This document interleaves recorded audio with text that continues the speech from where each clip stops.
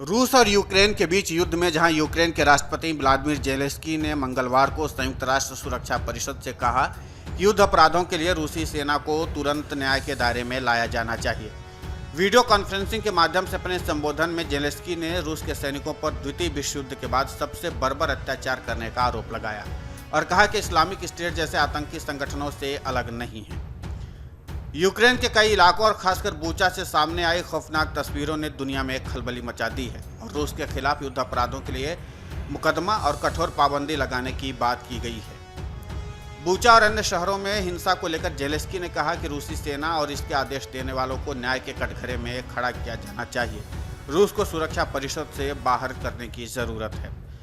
तो यूएनएससी में ही भारत ने इस हमले की निंदा की। इसके बाद बुधवार को संसद में विदेश मंत्री एस जयशंकर ने इस हमले की निंदा की। दरअसल यूक्रेन मसले पर विदेश मंत्री एस जयशंकर ने लोकसभा में कहा कि हम पहले दिन से संघर्ष के खिलाफ हैं। हमारा मानना है कि खून बहाकर और मासूमों की जान लेने से कोई समाधान नहीं निकलता है। कूटनीति ही किसी विवाद का सही हल है। हम यूक्रेन की हर संभव मदद कर रहे हैं। यूक्रेन में भारत किसकी वकालत कर रहा है, इस सवाल पर उन्होंने कहा कि भारत अपने हितों को देखते हुए फैसला ले रहा है। वहीं इस मामले में माना यह जा रहा है कि इस नरसंहार के बाद रूस अलग थलग पड़ता जा रहा है, क्योंकि इस मामले में भारत से लेकर चीन तक भी रूस की आलोचना कर रहे हैं, जबकि दोनों ही देश रूस के करीबी मित्र राष्ट्र माने जाते हैं।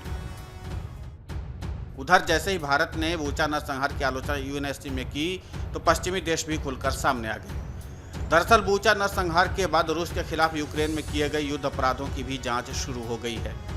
इस बीच यूक्रेन की महाअभियोजक इरिना वेनेडिक्टोवा ने बूचा में एक ब्रीफिंग के दौरान बताया कि रूस अब युद्ध अपराध के जांच के दायरे में है।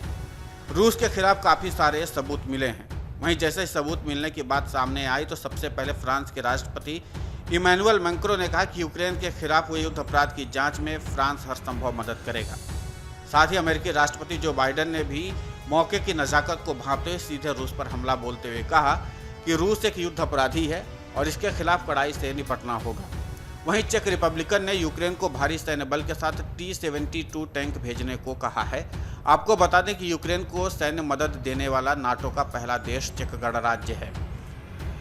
यानी इसके बाद यह माना जा रहा है कि जब यूक्रेन की मदद के लिए चेक रिपब्लिकन सामने आ गया है तो बाकी देश भी अब आगे आकर यूक्रेन की मदद करेंगे।